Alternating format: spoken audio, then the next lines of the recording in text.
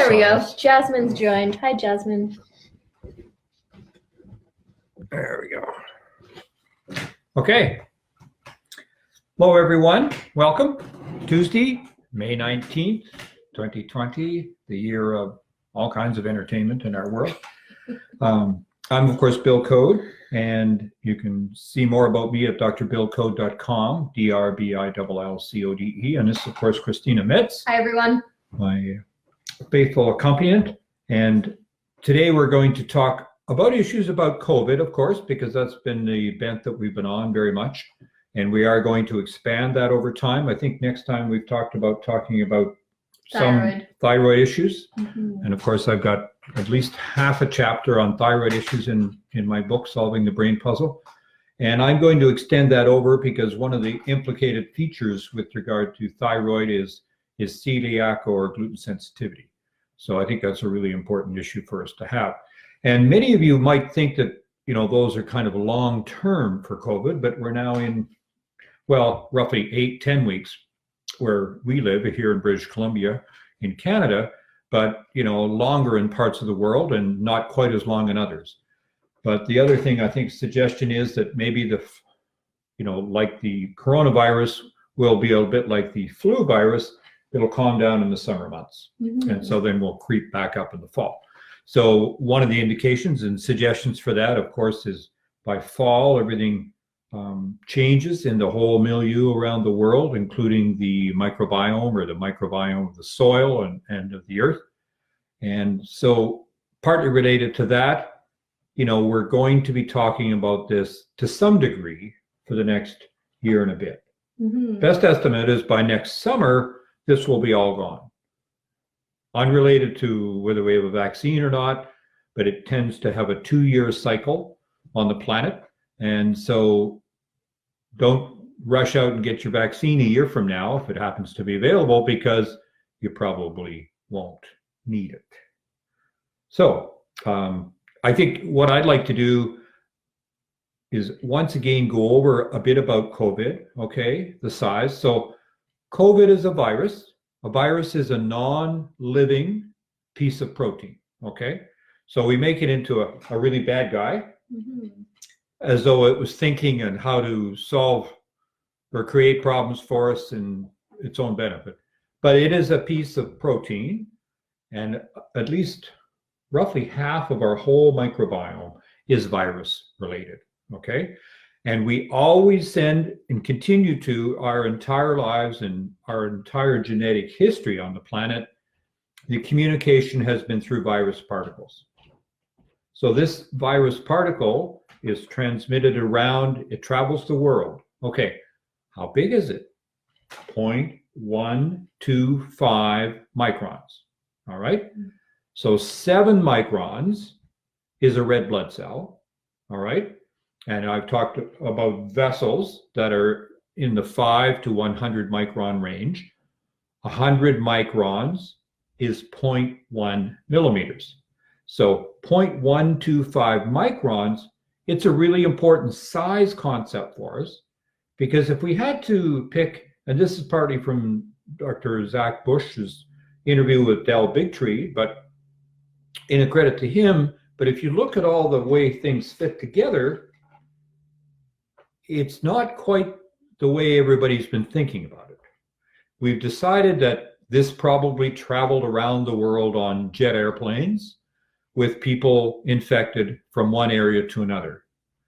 Well, that might well be the case, that it aggravates the features of travel that way, but the virus travels through the air currents, through the trade winds.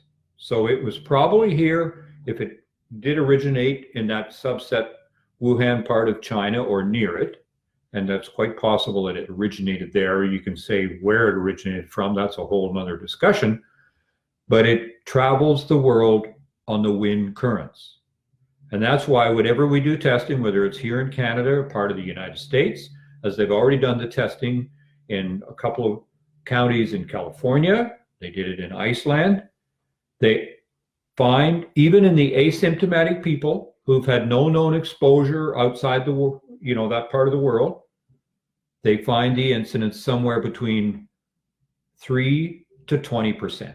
Okay, the estimate I think in New York State is probably 20% of the population.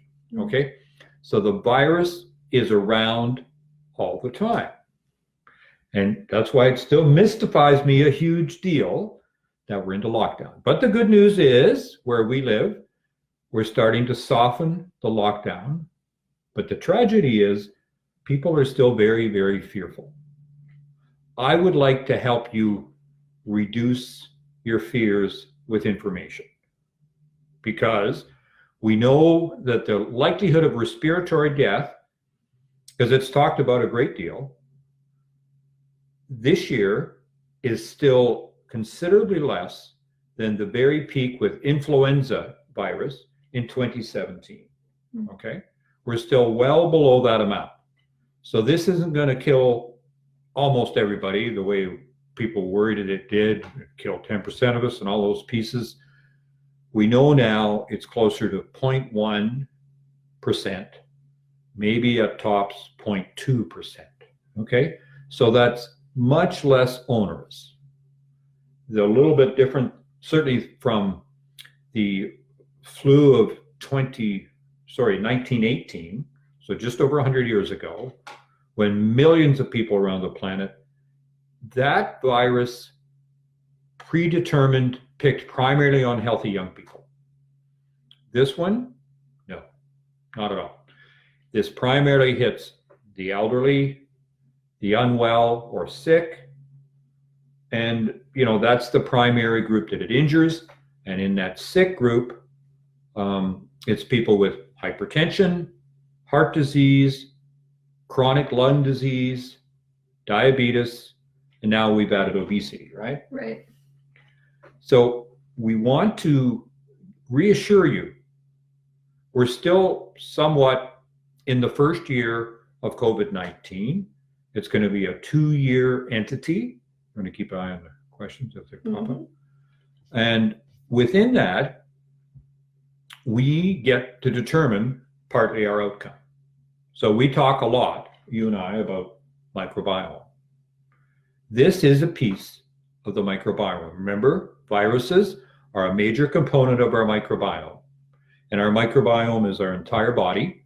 And it's not totally unlike the soil microbiome, because that also has, bacteria, fungi, single-celled organisms, archaea, as well as viruses, okay? The same happens within us. We can shift our microbiome by what we eat and by what we avoid. We want to avoid antibiotics, and that includes, of course, glyphosate. That's not going to be super easy for some of you to avoid. You want to check your water source, and if you're in doubt about your water source, please put a reverse osmosis filter, $200 or $300, under the sink in your kitchen and drink only that water, because glyphosate is extremely water soluble. But remember, it's an antibiotic, and it also messes up your liver. One of the common things that we're seeing a threat of now, early signs of significant serious COVID, is raising your liver enzymes. So if you take away the liver poison of glyphosate and some of the other weed sprays or pesticide sprays that we interact with, you will really improve your liver health. And at the same time, you'll really improve your microbiome health. Microbiome health optimizes your immune system, because 70 to 80% of your immune system is based in the gut lining, all through the small intestine and so on. So every time you increase the variety of fresh fruits and vegetables, you're going to be better off, and you can do a significant shift to your microbiome in 2 to 4 weeks. Okay, you won't make it brand new, but you can make a significant improved shift. At the same time, it will reduce the tenacity or problems of your diabetes. Okay, so you're going to reduce that. You're going to reduce your troubles with obesity. And ideally, you would be optimizing your hypertension and reducing the problem with it. I'm not saying you're all going to get off medication. That's probably not going to happen. But you do remember, I said 1 pound of fat is 8 miles of blood vessels. So if you don't think your heart has to work harder, or if it's got more miles of blood vessels to pump through, please think again. It makes a big job. If the brain says it needs more flow for its optimal function, because it needs a lot of flow, because it needs a lot of oxygen, all of a sudden it tells the heart to pump harder and we get hypertension. Okay? But each of these, we can have an impact over 2-4 weeks and a huge impact over 3 to 6 months. We get to decide. So if you want to get over your anxiety, please, about COVID-19, feel empowered to do something for yourself and change things. Mm-hmm. So another big topic, of course, we're looking at opening up our Taymount Canada Clinic, under the recommended guidelines here in British Columbia. And so one of the things we talk about is masks, okay? So for people's comfort zone, and we'll live within the guidelines of using a mask, but I don't get really excited about masks the way most of us don't, because they don't make very much difference. Remember, the size of a virus particle is 0.125 microns. It goes through the mask without problem. Mm-hmm. Okay? And consequently, the masks aren't near as big a protection factor as we might suggest. We're going into the world of the plexiglass, aren't we? Yes. Plexiglass between the counters, but the virus, it's on small particulate matter. It doesn't have much fuss over plexiglass. You might think you're better off, but you're not. It's almost like the Get Smart days of Agent 86 and the silence cone. It's not foolproof by any stretch of the imagination. And remember, it's in the air systems, it's in the ventilation systems.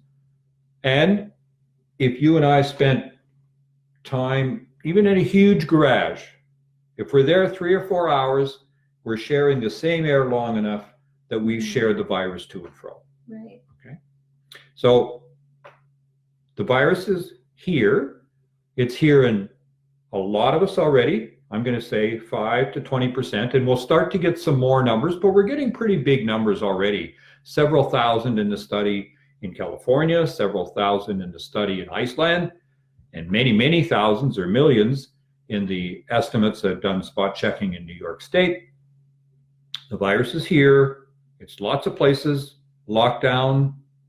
I think the biggest effect of lockdown, people aren't driving as much. So the air improves. Air pollution lets you predict where in the world they will be the most sick with COVID-19. Because the air pollution is a great carrier for the virus, but it also increases the irritability and the problem in the throat, nose, airways, and lungs. And those are the people who get really sick. So Wuhan and that portion of China where the air improved hugely. In fact, that was as probably big a factor as anything else. The air quality improved when everybody stayed home and they shut down the factories. So that's a whole different coin, but keeping the air pollution minimized. And that's probably one of the huge challenges that they had in Milan, in part of Italy, in the New York area. It's also pretty major. Apparently the same air quality problem in Seattle and Washington, USA, as well as down at the bottom of the Mississippi and Louisiana. And these are all problem areas for COVID-19. So we're lucky. It's a bit like living in Alaska. We live in British Columbia. We've got several thousand miles of Pacific air. So there's less particulate matter. I think the air from China primarily goes across in the trade winds more to the Los Angeles area than it does this far north. And so that's one relative benefit we have. We still have the virus, but we don't get near as sick because we don't have the pollution problem. So everybody think about how you can minimize the pollution long term. Mm-hmm. And whether that's driving your car, switching to electric, walking, bicycling, all good ideas. And ones that we're thinking about, certainly. Okay. So if the size of the particle that we worry about in air pollution is 2.5 microns, so that's 20 times the size of the virus, okay? So 2.5 microns will go all the way down into the bottom of the lungs. Anything smaller than about 5 microns gets really breathed in and down into the bottom of the airways. And then, of course, the other piece, and this leads a little bit into talking about the vascular thing, because one of our questions last time was about Kawasaki disease or illness, which is a childhood disease, is that it's the ACE2 angiotensin converting enzyme, but the ACE2 receptors, which are very prevalent in the nose and airway, parts of the mouth, certainly the stomach lining, small intestine lining, even the epithelial lining about the rectum. And they're very dominant through the lungs, of course, ACE2 receptors, and the other place, so they're everywhere in the body because they're in the lining of the blood vessels, the endothelium. And as a consequence, some people will be dramatically affected in that region.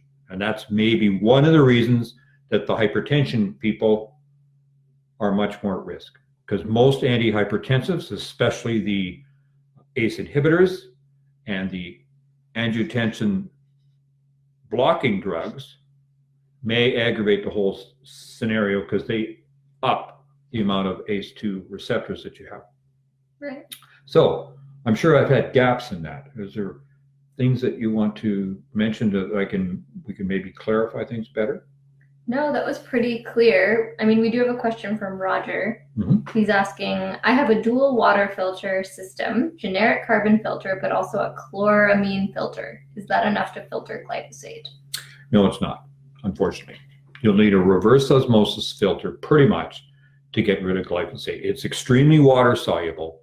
That means it's extremely bound. So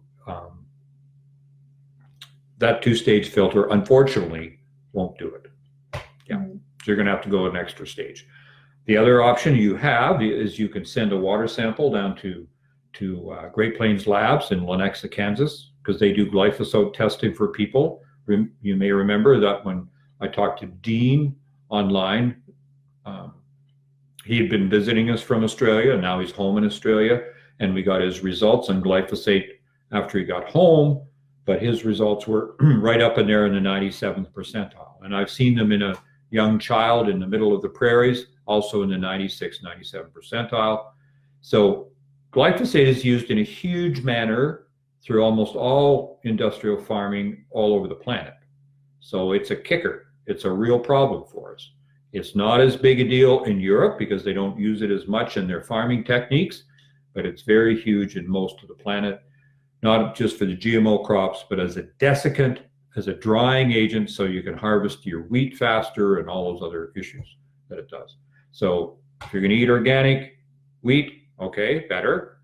And if you're going to eat organic potatoes and sweet potatoes and the sugars, because each of those are harvested with the desiccant or with the advantage of using large amounts of glyphosate, unfortunately. Yeah.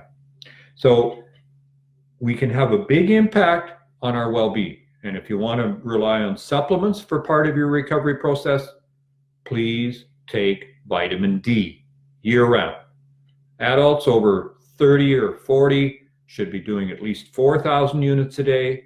If you've got any absorption problems, like myself with sort of a gluten sensitivity, almost like a celiac entity, I needed a large amount, and now I can get by on about 7,000 units a day. And I get some sunshine too.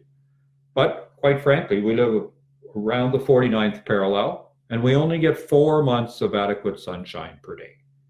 It's the same reason that the Black people in the United States, the African Americans, or in Britain, are 3 to 4 times at risk of problems with COVID because they have much less vitamin D. The darker your skin, the slower you make vitamin D. Right. Okay? And it's similarly, people from Pakistan and the UK, I guess they've got 2.5 times the risk from COVID. Again, because I don't think the UK is very heavily into vitamin D supplementation, and yet they're a tiny fraction north of where we are. Yeah, they're around 51, 52 degrees. So vitamin D is a huge factor which you can reverse in days. So you can start boosting it to 10,000 units a day for a month and then go to 4. And you will make a huge difference if you want to be really careful about it, get it measured. You can get it measured by paying for it almost anywhere in the world now. But the short story is you need some, and if you're going to handle the problems of COVID-19, that's one of the least expensive ways you can go. And then you've got the whole other host of other things. You want to have some more vitamin C, you want to have more zinc in your diet. And those would be the big ones. I guess making sure that you've got vitamin A and E. But a multivitamin, multi-mineral will cover a lot of those bases. Maybe not all of them, but it'll cover them to a great start. And then using our nutrition suggestions to boost your microbiome, especially the bifidobacteria. I was going to ask you a question about the vitamin D. So I came across some studies that were talking about how using a vitamin D lamp actually worked better than sunshine. What do you think about vitamin D lamps? Well, vitamin D lamps will have that optimal component in it for making it. See, right now in Canada, because we're the 19th of May, we're probably making adequate vitamin D out there. I mean, the best time for vitamin D in any part of the world is roughly noon hour, okay? So you'll do several hours on each side of it. You still get sunshine in the wintertime, but you don't tan. You know, if you're really brave, you can go out in the middle of the prairies, be buck naked for an hour, noon hour, go make any vitamin D and you won't tan. You get really cold though. That we can guarantee. So if the vitamin D lamp will certainly work better than any of the winter sunshine that we have in Canada or the northern US or the respective other parts of the world. So that's when vitamin D lamps will do better. Okay? Because the sun is actually closer in the winter, and so intuitively you'd say that makes more vitamin D. But the reality is it's in a much bigger angle. So it's shining through the atmosphere of the Earth, and most of the ultraviolet key amounts are blocked. And that's the difference. And then vitamin D lamp will work better. Yeah. But there's a lot of other attributes to the frequency of the sunshine. Even on a cloudy day, an hour outside, a huge boost to your levels of how you're feeling, how you're optimally will rest at night, and all those parts. So sunshine is number one, but if you live north of the line between Los Angeles and Atlanta in the United States, part of the year you're not making much vitamin D. So we've shown it across the board with quite a number of illnesses. Multiple sclerosis is one of them. The further people are from the equator, the more problems with MS, because it's a vitamin D dependent illness to a great degree. Right. Okay. Yeah. Well, maybe you want to start telling us about Kawasaki. So Kawasaki, you know, I had to go and read about it. I had it mixed up with another one of our questions last time. I think it was from Sandra, talked about Kawasaki. So Kawasaki's come into the news a little bit lately because it's had some association with COVID-19. So Kawasaki disease typically happens in young children, okay? It's reasonably rare, okay? But there was a nice report done by Dr. Brian McCrindle. So he's a Kawasaki disease researcher and cardiologist at the Hospital for Sick Children in Toronto, Canada. So, you know, quite a famous hospital. He did a good discussion about it because COVID-19 occasionally will have a blood vessel problem, likely due to this, you know, presence of all those ACE2 receptors in all the lining of the blood vessels in the body. And if those are flaring and inflamed and you've got reduced flow, then all of a sudden you may set up an inflammatory cycle, okay? And that is a tricky thing. So maybe another way to look at it, Kawasaki has an alternate name. It was initially described by a Japanese pediatrician in 1967, all right? The other name for it is mucocutaneous, so on the skin surface, on the mucus type surfaces, mucocutaneous lymph node syndrome, all right? So if there's a very unusual rash, and this can come on weeks after your go-around of COVID, then this is a possibility that it's either flared, a latent possibility that you're going to get Kawasaki, or maybe it's aggravating the Kawasaki that you do have. But if you've got any concerns at all about that, if you've got an abnormal rash and you have a fever of 104, which would translate to about 39.5, so a very dramatic fever for 4 days, then start thinking about Kawasaki, see a pediatrician for your child, and if they need to, they'll move them on to a cardiologist, because 1 in 4 people with Kawasaki syndrome will have some cardiac issues, okay? Because in the coronary vessels, the small vessels that supply the heart, they get aneurysms. They get little outpoachings of those vessels, and those kids can be quite at risk of heart attack, heart failure, and the whole scenario. And yet, if they get treatment and assistance with it, they can do quite well. The possibility of death is quite low. It's a 1%. It's still huge in relative terms, but it's, of course, a tragedy in a young child. So the key factors, and I'll read from them just so we don't miss any of them, as far as how you might be concerned about it and listen. So the high-grade fever I talked about, of course, redness of the eyes without a thick discharge, red, dry, cracked lips, and a red swollen tongue, a skin rash, which we've kind of alluded to, swollen red skin on the palms of the hands and soles of the feet, and swollen lymph nodes in the neck. So obviously when you've got a fever of that degree, sometime along the road, you're going to go and see a pediatrician, because it isn't just simple enough to treat it.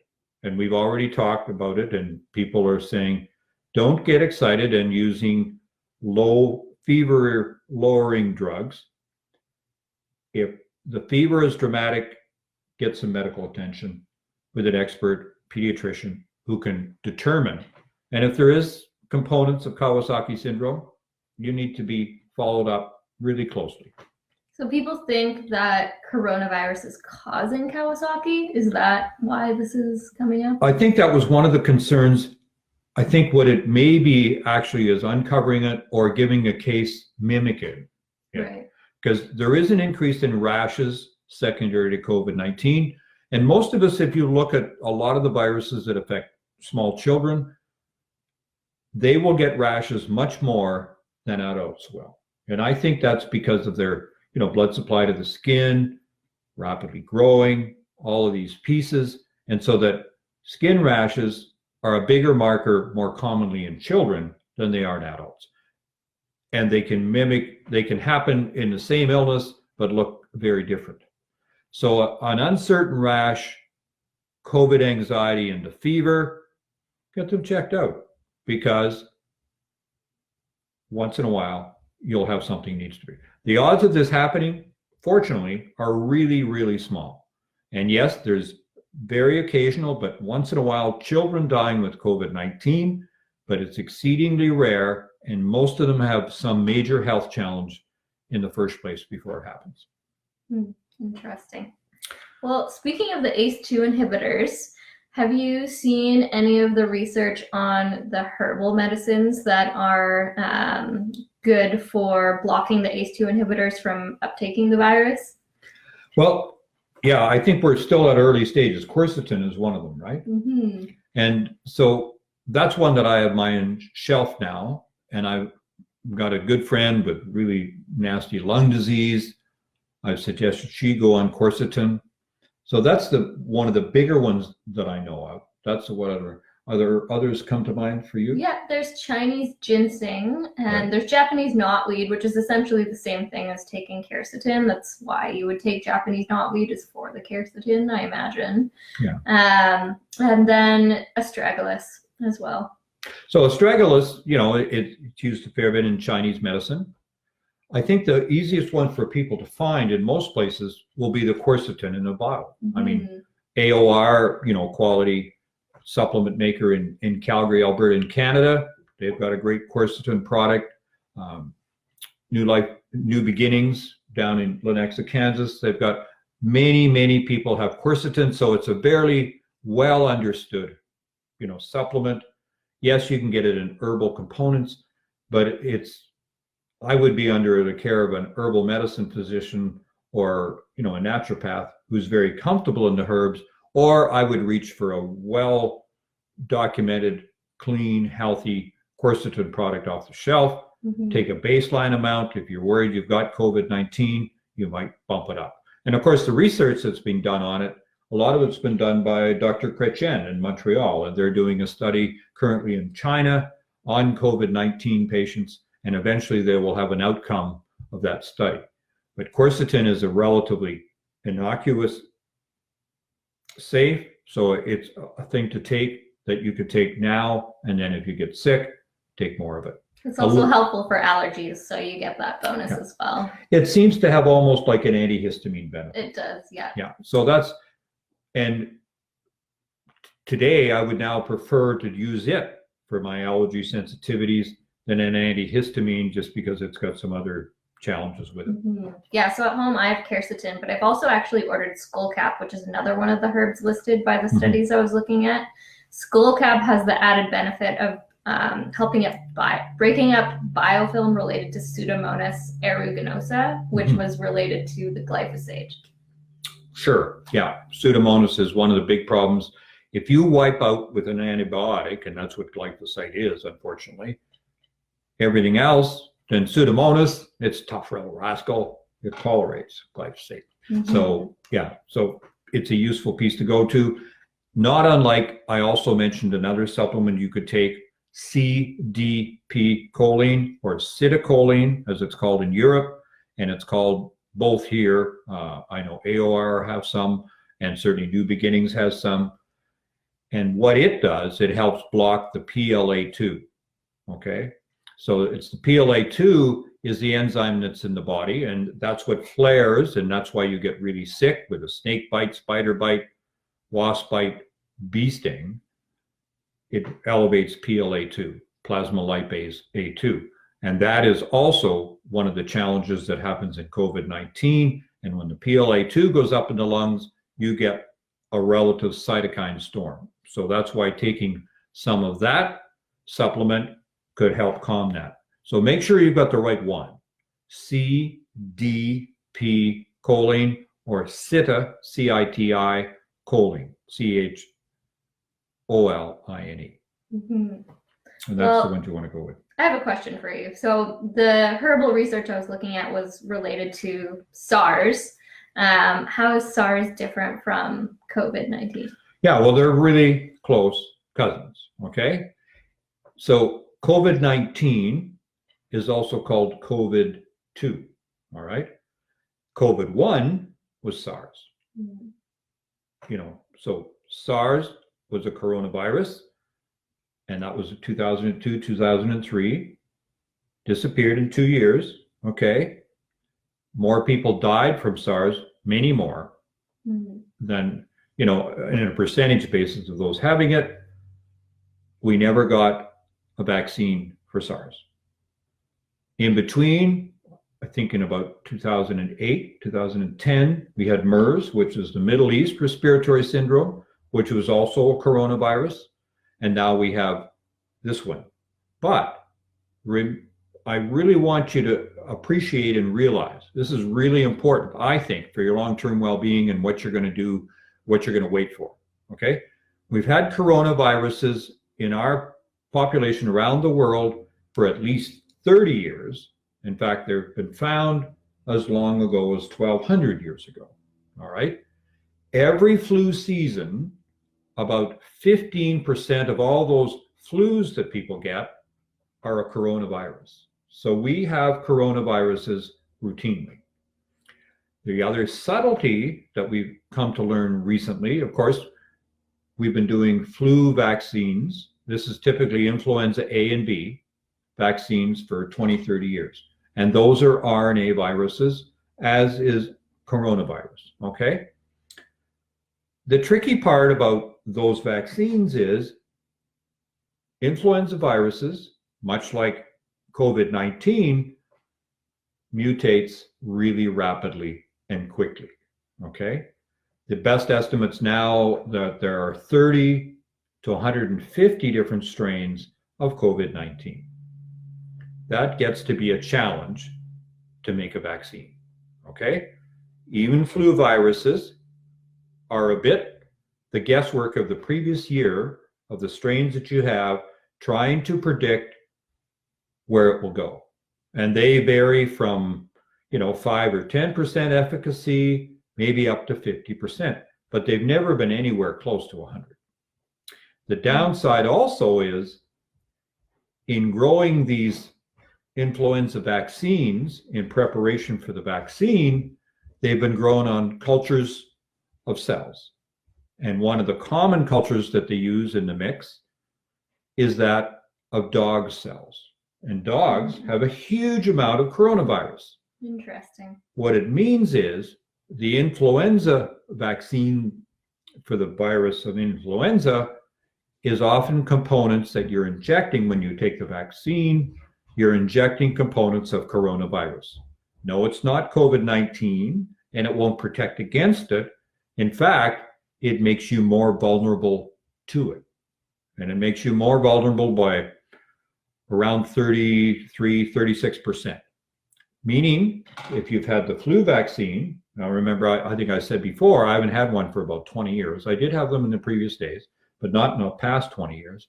So I will probably handle COVID-19 better than someone, who's had their vaccine this year of the flu virus. So it doesn't give you any protection. In fact, it increases your risk factor. So we didn't change right away. When we started to get COVID-19, everybody was hyping up, get your flu virus, get vaccine. Not a great idea. Correspondingly, I'm not waiting till we have a vaccine. I'm really looking forward to getting through this virus. I would much rather have the full bore coronavirus, because sometimes we make a vaccine like the H1N1 or the swine flu vaccine, and people get more sick, not better. So to speed up and do a warp speed vaccine seems a little risky to me, because often, remember, we don't have a great influenza virus vaccine even yet. We talk about it a lot. We really highly recommend it. If you're in healthcare, often you must take it, or wear a mask around where you work and so on. But have we done any favors? I'm not sure we have. So my personal choice, and you get to decide what you want to do, I hope. Mandatory bothers me a lot. But anyway, you get to decide what you will do in that virus milieu. We're going to have the virus anyway. It's going to be all gone by roughly the end of next summer. So in 2021, look after your health, look after your microbiome, and carry on is my suggestion. Do we have any hypotheses as to why getting the flu vaccine makes us more, how does that work exactly? I think the best suggestion is it has coronavirus components in it. And now your immune system, it has a response to the coronavirus. It thinks it's responding to the coronavirus when you get COVID-19, but it's not responding appropriately. So you can't deal with the new onset of virus near as well. And it's because, I guess you could say, your immune system's been somewhat tricked, but not tricked optimally. Right. There's certainly lots of evidence now. People are having the flu vaccine this year. They're not doing any better in the presence of COVID-19. And as I said before, they're tending to do somewhat worse. Right. Well, I have seen some studies where they've seen that people who got the flu vaccine actually had a higher likelihood of getting the flu that year. So I wonder if it would be kind of similar. Well, it is a bit similar, but I think part of it is that there's coronavirus components in many, many vaccines over time. Mm-hmm. If you're going to grow it in dog cells and dog cells are rampant with having coronavirus, then it's just not going to cut the mustard, and it's going to relatively trick the immune system, so you won't handle it as well. I mean, my personal guess is you will do better if you have the ordinary flu yourself than if you just get a vaccine against it, because it'll vary among people. Some people will do really quite well with it. Some people will actually get the flu from it. And, the list goes on and on and on. So I don't think it warrants what we're doing. We get really excited about it, and it's seen as a panacea, But trust me, how could we possibly make it at warp speed, and we haven't been able to do it better for the influenza virus for 20, 30 years? Defies imagination. I mean, we're just not going to get that lucky. Right. And you're going to decide, how are you going to decide which one you want to take? Do you want to take the one they developed over in Germany and Denmark, in the United States? Because it's going to be a changed virus by the time you get it exposed to it. Right. Yeah. Okay. Not easy. I mean, I have so many questions about vaccines, but I don't want to push it.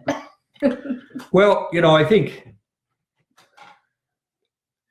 I'll probably, I've done some comment on vaccines. I am pro-vaccine if it can be safe and effective. But currently with the flu virus, it's relatively safe, okay? But is it effective? Not really. So if I need those two criteria, it's going to be hard to do. And it's going to be really hard to do in a hurry. Right. So my personal suggestion is really look at all the literature. If you want to learn more about it, you can go with The Truth About Vaccines, or you can listen to a very good talk by Judy Mikovits. You can hear her or other people. It's really well done. And Ty and Charlene Bollinger with their Truth About Vaccines. It's a really well thing. So have a look at that. You make your own decisions. We're all, hopefully, adults still get to make our own decisions. That's why I'm really looking forward to when they take the emergency measures off, because I'm not sure that emergency measures are indicated anymore. This isn't any worse. It's not as bad as the flu virus that we had in 2017. Okay, so losing our personal rights, putting us into relative lockdown, I don't think it's making very much difference. And I think, well, my wife was showing me today the plans of what they'll do in an airplane. So it's pretty interesting. People are being very creative. But please remember, the virus is around us all the time. And we are well composed of viruses. And that's one of our biggest information exchanges between us and within us. In a virus, it's like the messaging system is a little bit like the internet to us, really. They're around, and that's how we get genetic information, and that's how we developed and evolved over time. You can't stop the freight train coming down the hill. I'm supposed to be putting together a presentation for the nutrition school again, and I was going to cover a bit more on just the microbiome through the perspective of coronavirus, this whole situation. And I came across some numbers that were showing that the viral microbiome is actually greater than the bacterial microbiome. Oh, it is? Yeah. It's probably 50% of our whole microbiome. I think it's around 50. And bacteria would be around, I think, 30. And then fungi are a big portion. And then the single-celled organism, archaea, are a fairly significant deal. And all of these, are hugely overshadow the genetics we have individually and personally, okay? So 50% of our entire microbiome is a staggering entity. And to think that we can manipulate within that with, a go around of a vaccine, it's pretty optimistic. But we know if we can optimize the diversity on our own microbiome, so that's diversity of the viruses, the bacteria, the fungi, and the archaea, and we know how to do that. We eat healthy organic food, virtually no processed food, stuff without pesticides and herbicides, and especially without glyphosate, and we can get a much healthier microbiome. Vitamin D helps the microbiome a great deal. Sunshine, exercise, all of these are within your control. You get to decide and do them. And if anything, if COVID-19 will help us as individuals have a wake-up call. Let's concentrate on our health now. Most of us have had relatively more time on our hands. We're getting a little tired of Netflix or whatever. We've had more time on our hands, and when we have more time on our hands, we would be really wise to focus on our health and the health of our family. So people are cooking at home. It's awesome. You know, they're running out of yeast and all kinds of different things that they're running out of. But if we can take the more time for our health, biggest piece is what you put in your mouth, quality of water you drink, and exercise. Get the body moving. It's made to be used. I would say socialization as well, just while we're on the topic of things that impact the microbiome. It's actually quite important to socialize. So we pick up microbes horizontally as well. That's also how we build our diversity. That's right. That's right. I read something the other day, 7 hugs a day, very good for your microbiome. Well, not many people have been hugging much lately, No. but I'm hoping we could get back to that degree of intimacy and interacting with others. We are social beings. I don't see any huge reason, you know, that we can't make that more opened up again. Yes, we've flattened the curve where I live, but we're not eliminating the virus. At most, we're deferring by 2 weeks or 2 months when we get the virus. And I think we've already been through the initial go-round in most of Canada. It hasn't choked off our emergency departments and our hospitals. Most of them are low, and they're starting now, I think, in our place, they're starting to reintroduce elective surgery, okay? Because everything was just emergency only in case you get a big blow up the amount of serious COVID-19. And we've learned a lot about how to treat COVID-19. I think we're talking about a picture out of Brazil today, because it's got a lot of cases, and they've got people almost in a kind of a tent scenario with raised oxygen. So each of these pieces are useful. Jumping onto a ventilator was a disaster. We learned the hard way with that now. And so it's not the be all and end all. Look after yourself early. Yeah. Well, we have about 10 minutes left. So if you guys have any questions about the coronavirus or about things that you're doing to support yourself to be more resilient to the coronavirus, maybe you could just type those in now and we can answer them for you. Yeah. I've got one question here, and I alluded to this a little bit earlier, but either maybe didn't come out. How would the flu vaccine affect getting COVID-19? So if you've had the flu vaccine already, you probably have somewhat increased risk of getting a significant bout of COVID-19. So by roughly the numbers are a third, okay? So, and that's usually felt to be because the flu vaccine had components of other coronavirus, not COVID-19, but another strain. And this confuses the immune system, and that's why people tend to do worse if they've had the flu vaccine, okay? But you can't take the vaccine out if you've had it, so just get on with it. But I would focus a little harder on how you might minimize your problem with COVID-19. So get your other microbiome as healthy as you can. You can't change the fact that you had the vaccine already. So get yourself as healthy as you can. Get a hold of some quercetin. Make sure you take lots of vitamin D, at least 4,000 units a day for an adult over 30 or so. And if you're a child or have a child that's a year or older, I would put them on 2,000 units of vitamin D per day. 2,000 international units of vitamin D3. They used it a lot in Scandinavia, especially in Finland, for 30 years, and it had a lot of advantages in those children.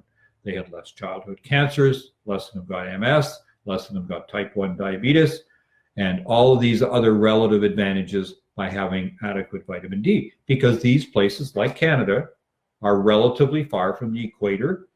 And yes, in the middle of the summer, you're getting sunshine, but you're not getting it year round. And of course, the other kicker with all the anxiety about sunshine and skin cancer, all of a sudden people have been putting on SPF 30 or more, and that blocks 99.9% of your vitamin D formation. So please take it year round unless you can go somewhere. I used to volunteer to people, I'll write your prescription to go down to Mexico in the winter. You have to find a pharmacist that'll fill it for you, but good on you. Go get your vitamin D that way. Spend some time in the sun. And if you get 20 minutes you probably make enough in a day that will make 10 to 15,000 international units of vitamin D in your skin. But also the corollary, the darker your skin, the less you'll make vitamin D. And the older you are, the less you will make vitamin D. So particularly the elderly, for gosh sakes, if you're at a care home, I hope you're taking vitamin D. Even my mom was on some vitamin D in the care home, so full points to them. But people need to do it. We need to give it regularly for treatment. So the flu vaccine doesn't protect you against COVID-19. In fact, it will somewhat worsen how much you experience with it. Mm-hmm. Unless they can come up with a way where they can guarantee that it's been excluded from these coronaviruses, I suppose. Yeah, well, it's going to be hard to exclude it because we've been growing on those types of cells for a very long time. Right. We've got another question. What's my theory on the future COVID outbreak, or what is called a second wave? Well, it's interesting you asked that, because as I thought about that over the weekend, because there's been more and more coming about this second wave and what's it going to be due to, the premise thought is we're going to worsen that because everybody's going to be out interacting, and now we're going to get the second wave. One of the other things that's changed, and it changed here even this weekend, because we drove around some on the weekend, visited friends a couple of hours away, is the amount of cars is going up like a rocket. All of a sudden, the air quality goes down. More pollution, more problems with COVID-19, and I suspect that, if anything, will create the second wave. The other second wave premise is that we're now into summer, and of course, flu viruses tend to really back off in the summertime. It's a superb idea to get outdoors, okay? So I'm not sure about the number of people meeting outdoors, but outdoors, I think the major look at it in China, 0.3% of COVID interactive catching from others outside, almost none. Why? Because the air moves around freely, and what I talk and breathe out is very different inside than if we're talking outside. Mm-hmm. So maybe we can get back to having outdoor concerts. I'm not in control of that anyway. Gosh, maybe we can get back to having baseball games in the summertime. Who knows? But it's time we really look seriously at that. I'm not truly convinced personally that the second wave is going to be such a big deal. We've been through the first round, and countries like Sweden and countries like Taiwan, they haven't locked down near as heavily, and I don't think it's going to vary near as much as we suggest it will. I know we're very anxious about it because we don't want it to get really bad, but remember, even in the worst case scenarios in the parts of the planet, 0.1, occasionally 0.2% of people get desperately sick and die from COVID-19. Mm-hmm. So if you don't have any other health challenges, even if you're older, I've got a great couple of friends, they're 79 and 80, they've had COVID-19, they never had to go near the hospital, okay? Just because you're old doesn't mean it's bad news. If you've got a bucket of problems health-wise, obesity, diabetes, hypertension, maybe heart disease, well, you're a risk. I get it. Yeah, I thought cancer was part of the risk factors as well. It is, yeah. Okay. And the cancer probably is due to the blunting of the immune system, especially if you're on a chemotherapy agent, because all of those things, unfortunately, blunt our immune system, so it can't work as well. And the other group would be, and there's sometimes in cancer, people are on a corticosteroid, as far as the treatment of leukemia and the treatment with the chemo. And yeah, for sure, they're more at risk. Okay, vitamin D if having a shower right after. Well, the vitamin D changes below the surface of the skin as we make the steps towards taking sunshine. It happens below the surface of the skin. So you won't be washing off your vitamin D with a shower. So that's good news. You can stay smelling good and not wash off your vitamin D. Does COVID attack the brainstem, i.e. the autonomic nervous system? There's some suggestion that it can. Early on, we were talking about the occasional person. It seemed to attack the brainstem, and that was part of the feeling behind some people died from it. by attack of the brainstem. So what's going to aggravate the attack on the brainstem? One would be an unhealthy microbiome, and now things are traveling up the vagus nerve. But a more likely one would be if you've got a major problem, and if you wear a mask all the time, what does that do? It concentrates the virus because you're not breathing it out the way you normally would. Okay? So it's concentrated in the area of the nose and the sinuses, and it's a very thin distance across the so-called cribriform plate up into the brain. And that's maybe one reason I personally won't wear a mask if I can help it. I know all about wearing masks. I mean, I spend many, many years in the operating room wearing a mask almost all the time. Okay? They don't stop viruses. Remember, they don't stop viruses getting in. They can't. They will reduce the droplets. If I sneeze or even if I speak with the mask on, some of the droplet will be reduced, but the virus is in the room already. Okay? But the feeling about masks, and of course, if you've got respiratory problems and now you're wearing a mask, two things happen. You're concentrating all the bacteria. Instead of breathing them out, they're all getting concentrated in your airway and in your lungs. So that's going to aggravate the feature.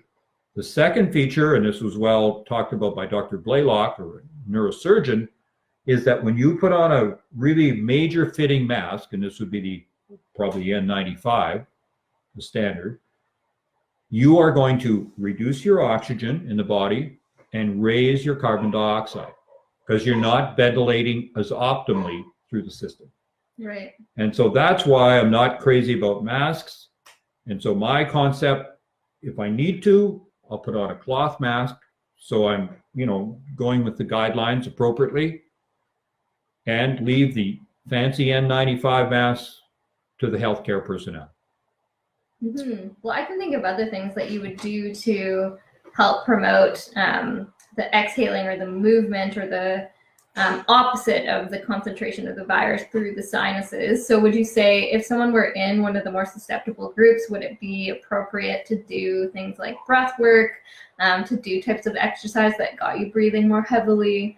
Yeah, absolutely. I mean, the exercise will make a difference, and it'll let you breathe deeper. Techniques of breathing deeply are really good for us. I mean, it's a huge problem in folks with MS because most of us will sit in a chair and we won't breathe deep hardly ever. And it's small wonder that most of us end up eventually dying from a pneumonia. And so optimal breathing really makes a difference. And also remember, if we get the microbiome healthy in our gut, the microbiome is healthier in our lungs. Right. And so that even though you've got a few of the so-called nasty pathogenic bacteria, maybe you've got a little bit of salmonella, or you've got a little bit of prevotella, or you've got a little bit of pseudomonas, as long as all the other healthy ones are there and you've got that great diversity, they don't become a problem. And they don't become a problem unless there's a secondary problem. We talked much earlier on about the one that seems to like to really live with COVID-19 was prevotella, which can be there if you're gum disease, can be there in sinus, nose infections, and in lung infections. And that is the ones, it's that secondary infection that sometimes the antibiotics are actually going to help. They're not helping the virus itself, but they're helping some of the co-infections that are the problem triggering the pneumonia. Right. Okay, well, that's it for questions, and we're at 5:02. So there we go. It's that time. So as we mentioned, we're not going to do this on Thursday this week. Everybody's hopefully getting back to work or getting back to what they want to do in their life. It is now the new normal. And so our new normal concept, and Christina's going to ask you, through my Facebook and other sites, what time works best for people. Happily, this is recorded, so you can go on to Facebook at a different time of day. You can't answer the questions, but you're welcome to put in questions and we'll ask them next time.